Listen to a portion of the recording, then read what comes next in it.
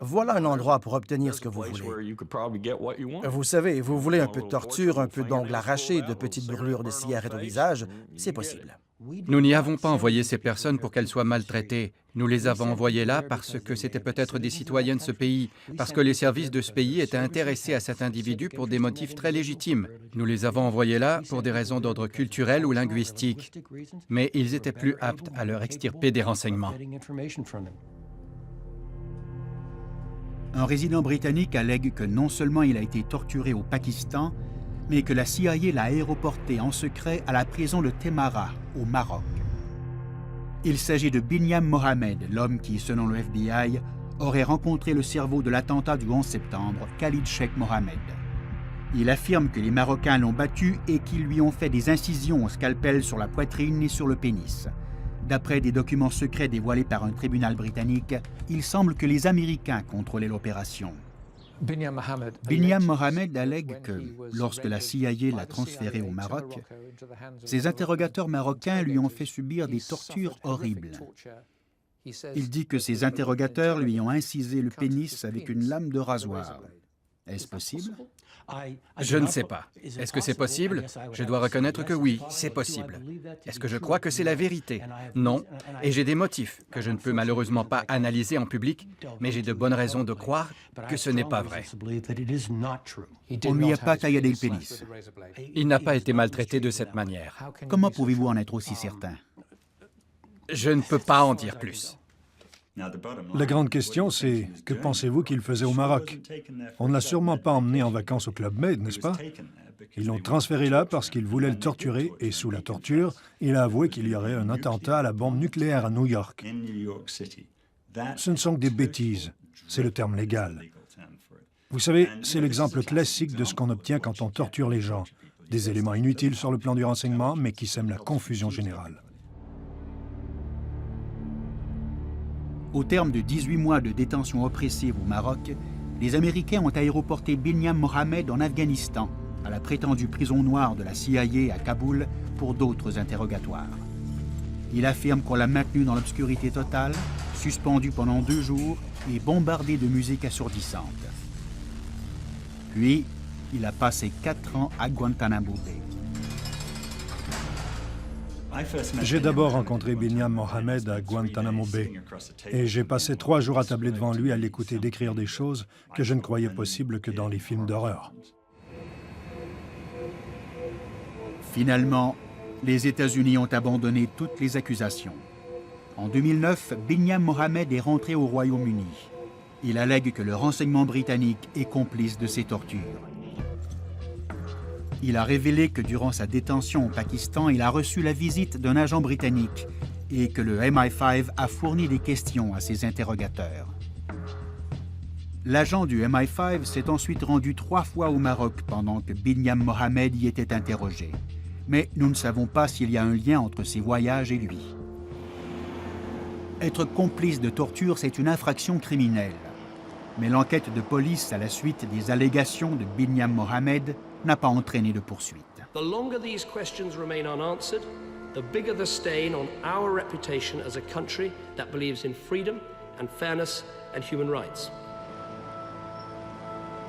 L'an dernier, le gouvernement a pris l'initiative inusitée d'indemniser Binyam Mohamed et d'autres personnes qui allèguent avoir été torturées, sans aucune admission de responsabilité. Mais cette torture a-t-elle donné des résultats? On dit que Khalid Sheikh Mohamed a fourni des renseignements à propos de plusieurs attentats potentiels.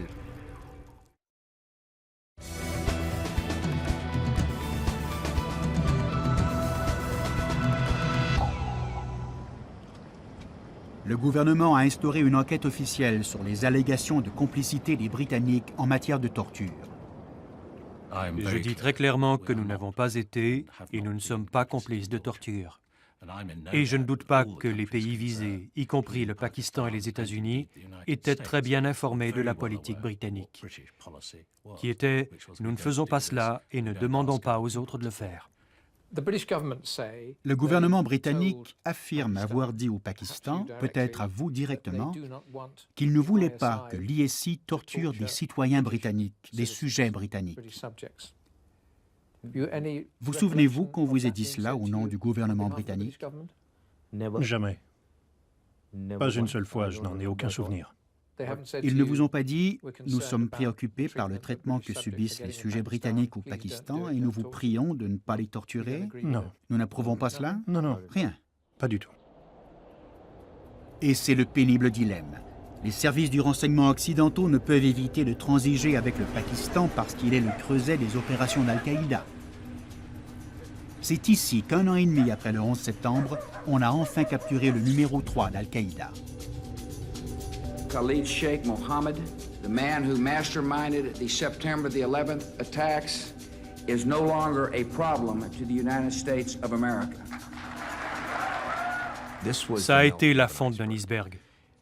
Un homme qui, pendant des années, avait été au cœur de l'organisation, l'inspiration de l'organisation, du leadership. Il était irremplaçable. Cet homme, la clé de tous les grands attentats d'Al-Qaïda, Khalid Sheikh Mohammed, avait lui-même décapité le journaliste américain Daniel Pearl. La CIA croyait que ces nouvelles techniques d'interrogatoire allaient le forcer à dévoiler les secrets d'Al-Qaïda. On a affaire à des personnes qui ont abattu d'autres humains comme si c'était des chèvres ou des poulets, décapité un homme et pris sa tête pour la placer devant sa poitrine. On a affaire à un tel homme et la société s'attend à ce qu'on soit très civil avec lui. Je veux dire, ce sont des circonstances inhabituelles et elles exigent des mesures inhabituelles. La CIA a transféré Khalid Sheikh Mohammed du Pakistan à un site noir qui serait vraisemblablement en Pologne. Elle a entrepris de le briser en allant plus loin qu'avant. On l'a contraint à rester debout pendant 3 jours et privé de sommeil pendant plus de 7 jours. On l'a giflé, on lui a mis une couche et on l'a enfermé dans la niche. Il a subi le simulacre de noyade plus que tout autre détenu, 183 fois, pendant un seul mois, en mars 2003. Ce qui s'est produit ensuite, c'est qu'on a obtenu des renseignements qui pouvaient sauver des vies. Je sais qu'il y a eu un grand débat. La torture ne fonctionne jamais, ils disent n'importe quoi pour y mettre fin. Et la réalité, c'est que ça a fonctionné. Quel renseignement Khalid Sheikh Mohammed a-t-il livré après l'avoir presque noyé 183 fois? Il nous a livré un trésor de détails opérationnels. Donnez-moi des pièces de ce trésor. Je ne saurais par où commencer. Mais cette torture a-t-elle donné des résultats? On dit que Khalid Sheikh Mohammed a fourni des renseignements à propos de plusieurs attentats potentiels. Explosion du pont de Brooklyn à New York, écrasement d'avions à Canary Wharf et à Heathrow. Mais était-il réel et imminent? Si on regarde Khalid Sheikh Mohammed, on constate qu'il a admis presque tout ce qu'il était humainement concevable sur Terre. Comme me l'a dit un de ses interrogateurs, le 10e peut-être, des aveux de Khalid Sheikh Mohammed auraient pu être mis à exécution, directement ou indirectement, sur son ordre ou sur celui d'Al-Qaïda. Avez-vous vu les renseignements que Khalid Sheikh Mohammed a livrés? Oui. Les gens sont en quête de manchettes. A-t-il dit quelque chose qui nous a permis de protéger Canary Wharf ou l'aéroport Heathrow? Vous devez comprendre. L'a-t-il fait? Il a livré des renseignements qui nous ont permis de déjouer des complots. Y a-t-il un cas qui prouverait que sa torture a permis de sauver la vie de personnes innocentes? Durant son interrogatoire, Khalid Sheikh Mohammed a donné à la CIA le nom d'un hindou qui s'était converti à l'islam. L'agence l'a finalement retracé. Il s'agissait de Dhiren Barrett, du Royaume-Uni. Même avant le 11 septembre, Dhiren Barrett a effectué des tournées de reconnaissance et filmé des cibles financières aux États-Unis, à la bourse de New York notamment. Ses rapports fourmillent de détails à donner des frissons. Il parle d'un immeuble de verre qui serait dévastateur si on le faisait sauter, chaque éclat de verre devenant un morceau de shrapnel meurtrier. Son travail à New York pour identifier diverses cibles était d'une sophistication que nous avons jugée remarquable.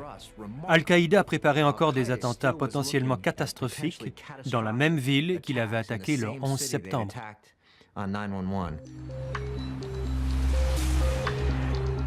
Jirin Barrett était en relation étroite avec les dirigeants d'Al-Qaïda, y compris Khalid Sheikh Mohammed. Et Barrett planifiait une série d'attentats en Grande-Bretagne. Faire entrer une limousine bourrée d'explosifs dans le stationnement souterrain d'un immeuble et faire exploser une bombe nucléaire dite sale. Barrett s'est reconnu coupable de complot en vue de commettre un meurtre et il a été condamné à la détention à vie. Comment avez-vous trouvé Jirin Barrett? Par les renseignements. Est-ce que ça résulte de renseignements provenant des interrogatoires de Khalid Sheikh Mohammed? Une partie provient de là, mais pas de manière exclusive. Est-ce que les renseignements à propos de Barrett démontrent l'efficacité de la torture? Il serait absurde de dire que la torture ne donne jamais de résultat véridique. Bien sûr qu'elle fonctionne. Je peux vous torturer et obtenir très vite votre nom. Mais la première question qu'on doit toujours se poser est celle-ci. En torturant quelqu'un, est-ce qu'on rend le monde plus sécuritaire ou est-ce qu'on expose notre hypocrisie par rapport à la démocratie et au rôle de la loi, de sorte qu'ils nous haïssent davantage? On ne peut pas penser aux 10 dernières années et dire que ce que nous avons fait à Guantanamo Bay et la torture à laquelle on a recouru ailleurs ont rendu le monde plus sûr. C'est indéfendable.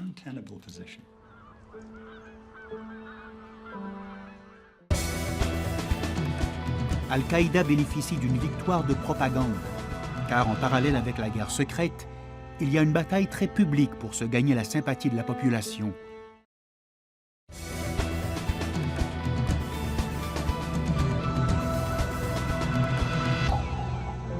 Les renseignements obtenus par la torture sont souvent peu fiables, mais il faut reconnaître que parfois ils peuvent sauver des vies.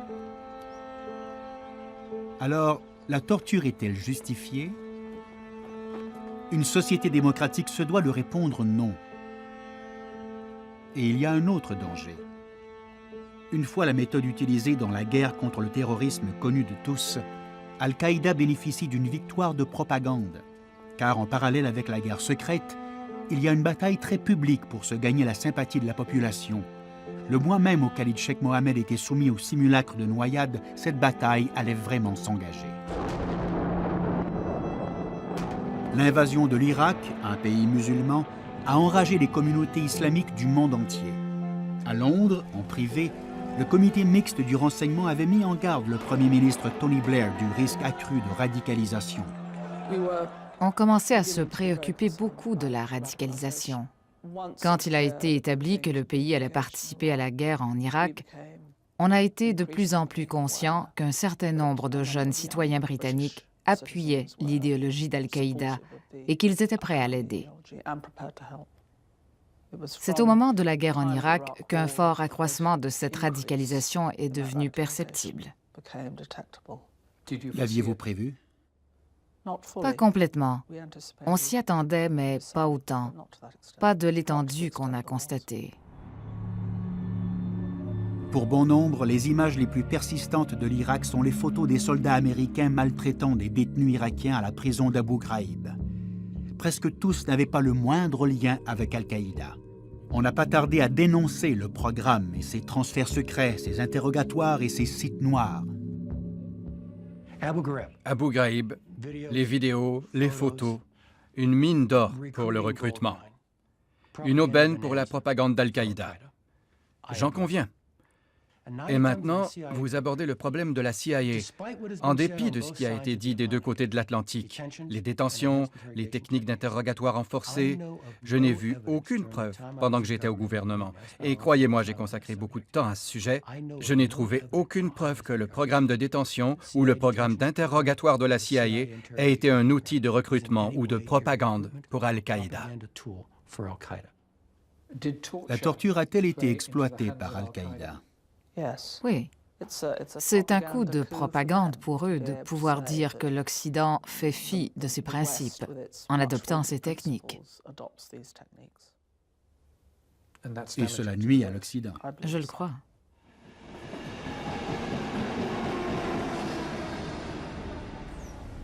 Le terrorisme inspiré d'Al-Qaïda allait faire couler le sang dans les rues de l'Europe et on allait blâmer la guerre en Irak.